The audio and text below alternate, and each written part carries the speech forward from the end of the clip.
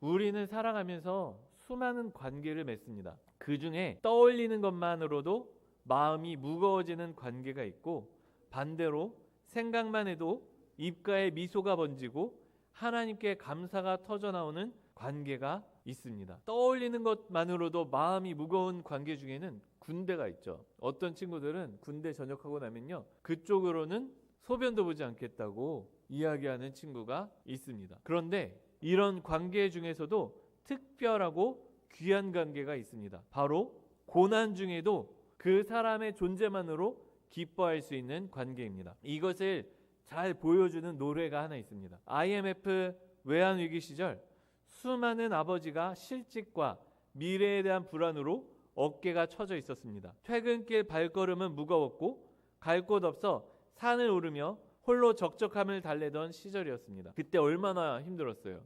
갑자기 많은 사람들이 실직하고 나도 언제 실직할지 몰라서 전전긍긍하고 있는 상황에서 상사는 계속해서 혼을 냅니다. 그때 이 마음이 얼마나 어려운지, 나 그만둘까? 그만두면 생계는 어떡하지?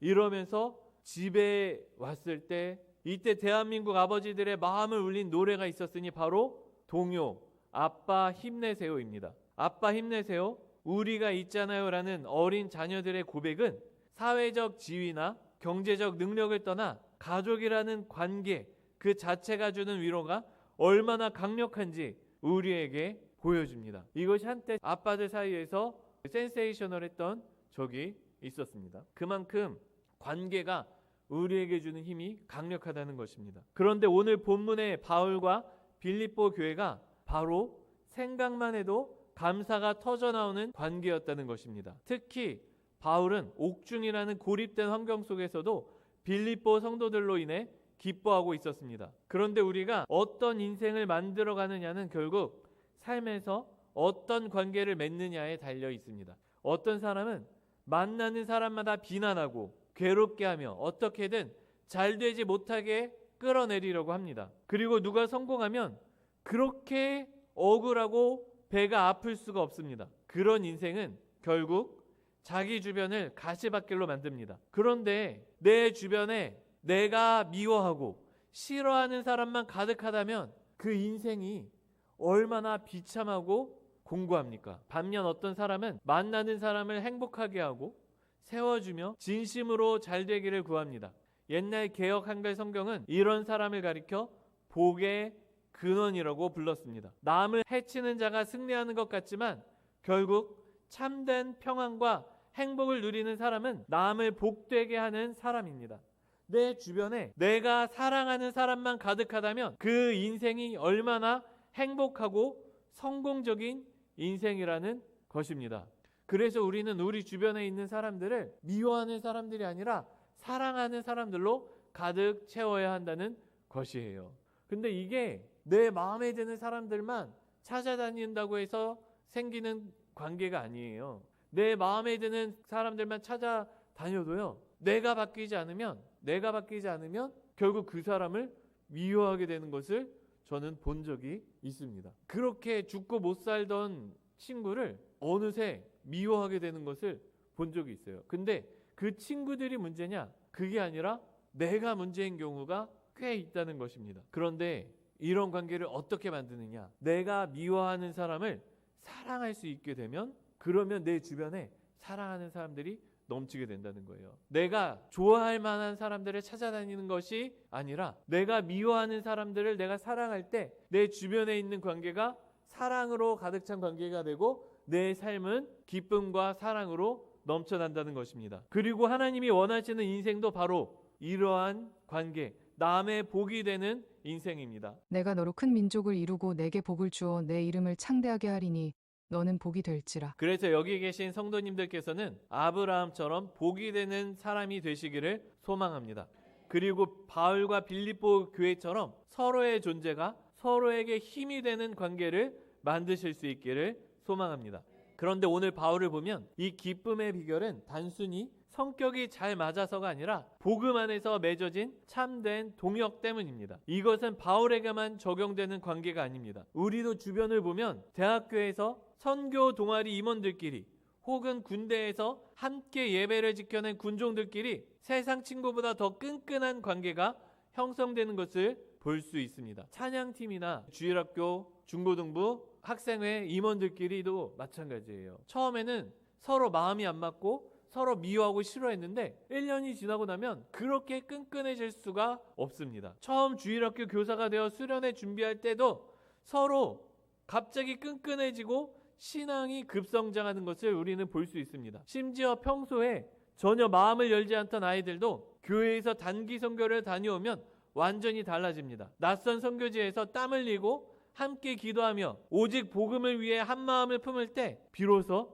서로에게 마음 문을 열게 됩니다. 선교지에 가서 복음의 야성을 경험하고 나면 그저 스쳐 지나가는 교우가 아니라 생사를 같이 하는 영적 가족이 되는 것입니다. 이것이 바로 복음의 능력입니다. 인간적인 친밀함을 넘어 그리스도의 푸른 계절을 꿈꾸며 함께 달릴 때 우리는 세상이 줄 수 없는 하늘의 기쁨을 공유하게 된다는 것입니다. 빌립보 교회와 바울이 수감 중이라는 현실을 넘어 서로를 생각만 해도 미소 지을 수 있었던 이유는 그들이 단순한 지인이 아니라 하나님 나라를 위한 동역자였기 때문입니다. 우리 교회의 모든 성도님들도 이처럼 복음 안에서 끈끈하게 결합되어 서로를 바라보는 것만으로도 새 힘을 얻는 거룩한 동역의 기쁨을 누리시기를 간절히 소망합니다. 첫째, 바울과 빌립보 성도 사이의 관계는 서로를 생각할 때마다 감사가 넘치는 관계였습니다. 내가 너희를 생각할 때마다 나의 하나님께 감사하며 간구할 때마다 너희 무리를 위하여 기쁨으로 항상 간구함은. 오늘 말씀을 보면 바울은 빌립보 성도들을 기억할 때마다 하나님께 감사를 드린다고 말합니다. 그리고 그들을 위해 간구할 때마다 기뻐한다고 말합니다. 성도들과 대화를 하다 보면 많이들 하는 오해가 있습니다. 바로 목회자의 삶은 항상 행복하고 모범적일 거라는 생각입니다. 그리고 성도는 목양하는 양이기 때문에 목사는 성도 때문에 힘들어해서는 안 되고 성도가 찾아오면 항상 기쁨으로 반겨줘야 한다는 것입니다. 그런데 놀랍게도 바울은 전혀 그렇지 않았습니다. 갈라디아서나 고린도전서를 보면 바울은 문제 많은 교회들로 인해 늘 마음이 무거웠음을 알 수 있습니다. 예를 들어 바울이 갈라디아 교회에 편지를 보낼 때는 감사하는 말 대신 이상하다는 말을 사용합니다. 그리스도의 은혜로 너희를 부르신 이를 이같이 속히 떠나 다른 복음을 따르는 것을 내가 이상하게 여기노라. 바울은 그리스도의 은혜로 구원받았다는 사람이 복음을 떠나 다른 복음, 즉 이단적인 신학에 빠지는 것을 보고 깜짝 놀란 것입니다. 즉 바울이 빌립보 교인들을 향해 기뻐한 것은 이 관계가 얼마나 특별한지를 보여줍니다. 특히 3절과 4절을 보면 우리는 몇 가지 사실을 알 수 있습니다. 먼저 바울은 빌립보 성도들을 생각할 때마다 하나님께 감사했습니다. 그리고 바울은 간구할 때마다, 그러니까 기도할 때마다 빌립보 성도들을 위해 기도했습니다. 마지막으로 바울은 빌립보 성도들을 위해 기도할 때마다 기뻐했습니다. 여기서 우리는 우리가 꿈꿔야 하는 교회가 어떤 모습인지 알 수 있습니다. 어떤 사람들은 교회를 생각할 때마다 짜증이 나는 사람이 있습니다. 교회 성도를 떠올릴 때마다 마음이 답답해지고 한숨이 나오는 사람도 있습니다. 교회에 갈 거 생각하면 벌써부터 걱정이 되는 사람도 있습니다. 그러나 우리가 꿈꿔야 하는 교회는 서로를 생각할 때마다 짜증나는 관계가 아니라 서로를 위해 기도하고 기뻐할 수 있는 관계입니다. 여기 계신 성도님들은 서로를 위해 기도하고 기뻐할 수 있는 관계를 세우시기를 소망합니다. 둘째, 바울과 빌립보 교회는 참된 교제를 누리는 관계였습니다. 너희가 첫날부터 이제까지 복음을 위한 일에 참여하고 있기 때문이라. 너희 안에서 착한 일을 시작하신 이가 그리스도 예수의 날까지 이루실 줄을 우리는 확신하노라. 내가 너희 무리를 위하여 이와 같이 생각하는 것이 마땅하니 이는 너희가 내 마음에 있음이며 나의 매임과 복음을 변명함과 확정함에 너희가 다 나와 함께 은혜에 참여한 자가 됨이라. 오늘 말씀을 보면 바울이 이토록 기뻐했던 이유는 그들이 첫날부터 이제까지 복음을 위한 일에 참여했기 때문입니다. 신기한 것은 이때 바울이 사용한 단어 참여입니다. 여기서 참여는 헬라어로 코이노니아입니다. 우리는 코이노니아라 그러면 밥 먹고 서로 즐거운 시간을 보내는 것만 생각합니다. 그런데 오늘 말씀을 보면 전혀 그렇지 않았습니다. 바울이 여기서 말하는 코이노니아는 복음에 동역하는 것을 말합니다. 빌립보 성도들은 바울과의 연대 안에서 복음을 위해 자신들의 안락함과 명성, 그리고 자신들의 생명까지도 내려놓을 준비가 되어 있었습니다. 힘든 시기를 겪은 연예인들이 TV에 나와 종종 이야기하는 것이 있습니다. 자기가 잘 나갔을 때는 사람들이 몰려와서 함께 즐겁게 놀았다고 합니다. 그런데 힘들 때가 되면 그렇게 쫓아다니던 사람들이 전부 나 몰라라 한다는 것입니다. 그런데 우리도 마찬가지입니다. 잘 될 때는 그렇게 많던 친구들이 안 될 때는 연락할 사람 하나도 없습니다. 그런데 이때 기도의 동역자 한 사람이 주변에 있으면 이것을 능히 이겨낼 수 있다는 것입니다. 코이노니아가 바로 이것입니다. 그냥 같이 밥 먹고 즐거워하다가 예수님이 잡혀갔을 때는 도망갔던 제자들처럼 교회가 힘들 때 나 몰라라 하는 것이 아닙니다. 빌립보 성도들은 바울의 선교 사역 시작부터 바울이 감옥에 갇힌 순간까지 변함없는 파트너로 남아 있었습니다. 바울이 갇혀 있을 때 물질적으로 도와주기도 했지만 무엇보다도 기도로 동역해 주었을 것입니다. 이처럼 참된 코이노니아란 행복할 때, 잘 나갈 때만 함께하는 것이 아니라 힘들 때, 고난 가운데에도 함께 동참하는 것입니다. 과거 한국 교회에 힘이 있었던 이유가 여기에 있습니다. 우리 인생을 보면 한 번쯤 고난이 찾아옵니다. 그런데 인생에 어려움이 생기면 세상에는 의지할 사람이 없습니다. 제가 힘들다고 한탄하는 사람들을 많이 만나보았는데 이 사람들이 하는 이야기가 있습니다. 상담도 돈이 있어야 받는 거고, 친구들도 내가 잘 나갈 때나 만나고 싶지 힘들 때는 만나고 싶지 않다고 합니다. 그래서 결국 위로를 찾으러 오게 되는 곳이 교회라는 거예요. 힘들 때 누구에게도 연락할 수 없었는데 교회 다니는 친구에게 털어놓게 되었다는 사람들도 참 많습니다. 평소에는 전도하려고 하는 게 그렇게 꼴보기 싫었는데, 근데 힘들 때는 같이 기도해줘서 위로와 힘이 된다는 사람도 참 많습니다. 그러니까 잘 나갔을 때는 재밌게 놀아주는 친구들하고 보내지만 힘들 때는 그 친구들을 찾아가는 것이 아니라 교회 다니는 친구를 찾아가게 된다는 거예요. 물론 교회 다니는 사람들에게는 참 고역입니다. 좋을 때는 한 번 연락도 없다가 갑자기 힘들다고 생각난 사람이 자기밖에 없다고 연락이 온다는 것이 교회 다니는 사람들이 자주 하는 이야기예요. 근데 또 힘든 시간 다 지나가면 연락이 뜸해진다고. 그래서 청년들이 이야기하는 게 내가 감정의 쓰레기통인가? 이런 생각을 털어놓는 청년들이 수두룩합니다. 그런데 이것이 바로 교회가 보여줄 수 있는 참된 코이노니아의 능력이라는 것입니다. 힘들 때 힘이 되어주고 누군가 올 때 같이 울어주는 것입니다. 이게 한국교회가 많이 잃어버렸어요. 지금 한국교회가 능력을 잃어버린 이유 중에 하나가 이것입니다. 예전에는요, 힘든 사람이 있으면요, 먼저 가서 위로해주고 같이 기도해줬어요. 근데 요즘 청년들을 보면요, 나는 감정의 쓰레기통 하기 싫어요. 아무리 친한 친구라도 힘든 이야기하면 만나기 싫어요. 이런 청년들이 많아졌습니다. 그러니까 교회가 능력을 보여줄 수 있는 통로를 잃어버리고 있는 거예요. 그런데 바울은 이렇게 말합니다. 즐거워하는 자들과 함께 즐거워하고 우는 자들과 함께 울라. 서로 마음을 같이하며 높은 데 마음을 두지 말고 도리어 낮은 데 처하며 스스로 지혜 있는 채 하지 말라. 힘들 때 같이 가서 울어주는 거예요. 내 마음, 내 기분, 내 생각만 해서 갑질하는 것이 아니라 상대방의 마음을 생각해서 같이 웃고 같이 울어주라는 것입니다. 우리가 이런 마음을 가질 때 교회에 힘이 생깁니다. 그러나 내 생각만 하고 남들에게서 관심을 거둘 때 교회는 그 힘을 잃어버립니다. 그런데 오늘 바울이 기뻐했던 이유를 보면 빌립보 성도들의 코이노니아는 또한 복음을 위한 일에 참여한 것임을 볼 수 있습니다. 그러니까 빌립보 성도들이 복음을 위한 일에 참여했기 때문에 기뻐했다는 것입니다. 오늘 본문의 바울은 첫날부터 이제까지 빌립보 성도들이 복음을 위한 일에 참여했다고 말합니다. 빌립보 성도들은 교회 사역을 위해 자신의 것을 내려놓음으로 참여한 것입니다. 빌립보서 4장을 보면 재정적으로도 바울을 후원했다고 말합니다. 그래서 생각해 보았는데 우리 교회 성도님들도 빌립보 성도들이 바울과 연대하듯이 목회자와 연대하여 그리고 교회와 연대하여 자신의 안락함을 내려놓으시는 분들이 있습니다. 예를 들어 설날에 갑자기 찾아오시거나 연락을 주신 분들이 계십니다.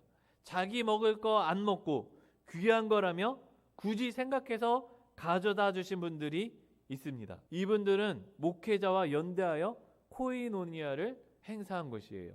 또 어떤 분들은 교회 사역에 참여하시는 분들이 계십니다. 누가 이야기하지 않아도 아무도 알아주지 않는 자리에 봉사자가 필요할 때 자발적으로 먼저 나서서 도와주시는 분들이 계십니다. 또 교회의 필요를 보고 자발적으로 채워주시는 분들도 있습니다. 얼마 전에 교회 강당 인테리어를 새로 했는데 공사 마칠 때까지 성도들은 아무도 몰랐습니다. 지난주에 교회 오더니 교회가 갑자기 바뀌었다는 거예요. 강대상 바닥이 갑자기 바뀌었다는 거예요. 공사 마칠 때까지 성도들이 몰랐습니다. 교회에서 인테리어 하자고 광고하지 않아도 성도 한 분이 교회에 필요하다고 생각해서 자발적으로 참여하신 것입니다. 이것이 바로 복음에 참여하는 삶입니다. 근데 여기서 바울이 하고 싶어하는 이야기는 그것이에요. 그 사람들이 복음에 참여하였다. 성도님들이 보고 우리 교회가 좀 더럽네? 바닥에 쓰레기가 좀 있네? 이러면서 마치 교회가 내 집인 것처럼 청소하면 그것이 바로 복음에 참여하는 것이에요. 큰 거 이야기하는 게 아니에요. 교회의 필요가 무엇인지 하나님께서 나에게 마음을 주셔가지고 그것을 행할 때 그것이 바로 복음에 참여하는 것입니다. 교회에 에어컨이 틀어져 있는데 아무도 없는 거예요. 교회에 불이 켜져 있는데 교회에 난로가 켜져 있는데 아무도 없는 거예요. 그때 가서 교회에 난방비가 많이 들어가겠네, 빨리 꺼야겠다 이러면서 가서 끄는 것이 바로 작지만 이것도 교회에 참여하는 것입니다. 이처럼 바울의 고난 가운데에도 함께하고 또 바울의 복음 사역에 참여했을 때 바울은 빌립보 성도들을 향해 각별한 마음을 가질 수밖에 없었습니다. 그런 성도님들이 귀한 거예요. 교회에 쓰레기가 가득해 있을 때 아무도 이야기하지 않았는데 쓰레기를 다 치우고 교회에 불을 다 끄고 다니고 이런 성도들을 볼 때 교회의 사역자들이 각별한 마음을 가질 수밖에 없다는 것입니다. 그런데 7절에 보면 이에 대해 바울은 빌립보 성도들을 향해 이렇게 말합니다. 나와 함께 은혜에 참여한 자. 이때 나와 함께 은혜에 참여한 자는 원어로 스윈 코이노누스 무 테이스 카리토스입니다. 우리가 교제할 때 중요한 것은 그냥 즐겁게 노는 것이 중요한 것이 아니라 은혜에 참여한 자처럼 참여해야 합니다. 그런데 우리는 이 모습을 기도를 통해서 경험할 수 있습니다. 얼마 전 이호세 목사님을 위해 온 교회 성도들이 열심으로 기도해 주셨습니다. 기도해 주시고 난 뒤에 차도가 있는지 물어보시는 성도님들도 많았습니다. 진짜 그 사람을 위해서 기도하면 응답이 되었는지 궁금하게 됩니다. 왜냐? 기도로 함께 동참하고 있기 때문입니다.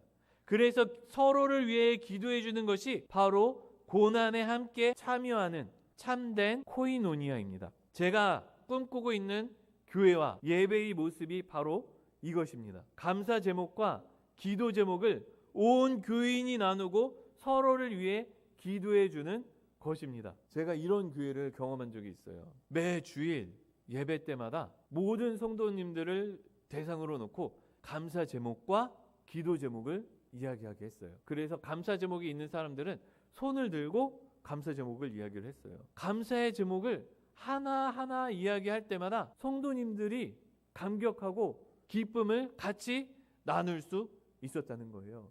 이것이 바로 코이노니아입니다. 그리고 기도 제목을 나누었는데 성도님들이 같이 기도를 하는 거예요. 예배 때 우리가 지금 이렇게 예배를 드리는 공예배 때 감사 제목과 기도 제목을 나누고 같이 기도를 하는 거예요. 총 이 시간이 10분이에요.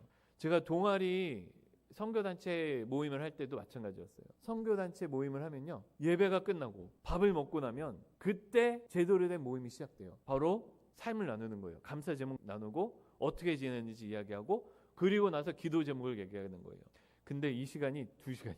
2시간. 그러면 한 번도 마음을 열지 않았던 친구, 관심도 없었던 친구가 갑자기 울면서 기도 제목을 얘기하는 거예요. 그러면 그 모임이 끈끈해집니다. 그냥 먹고 놀았던 모임에서 갑자기 하나님이 함께 하시는 공동체로 변모하게 되어요. 근데 우리 교회도 마찬가지입니다. 우리 교회도 예배 후에 돌아가면서 감사 제목을 나누고 기도 제목을 나누는 시간을 가지게 되었어요. 그렇게 하니까 서로에 대해 관심도 생기고 많은 것을 알게 되고 관계가 끈끈해지는 것을 우리는 경험할 수 있었습니다.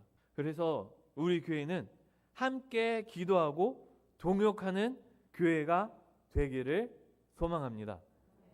셋째, 예수 그리스도의 심장으로 사모해야 합니다. 빌립보서 1장 한번 읽어보겠습니다. 내가 예수 그리스도의 심장으로 너희 무리를 얼마나 사모하는지 하나님이 내 증인이시니라. 본문에서 바울은 이 사랑이 자신의 인간적 감정이 아니라 그리스도로부터 온 것임을 선언합니다. 바울은 빌립보 성도들을 단순히 좋아한 것이 아닙니다. 그리스도의 사랑으로 사랑한 것입니다. 빌립보 교회에도 다양한 사람들이 있었습니다. 분열을 일으키는 사람들도 있었고, 외모나 성품이 바울의 마음에 들지 않는 사람들도 분명 있었을 것입니다. 빌립보 교회에 어떻게 꼭 바울의 마음에 드는 사람들만 있었겠냐는 거예요. 빌립보 교회에 있었겠냐는 거예요. 그럼에도 불구하고 바울이 빌립보 성도들을 사랑할 수 있었던 것은 안목의 정욕으로 사랑한 것이 아니라 외모와 상대의 지위를 보고 사랑한 것이 아니라 그리스도의 심장으로 사랑했기 때문에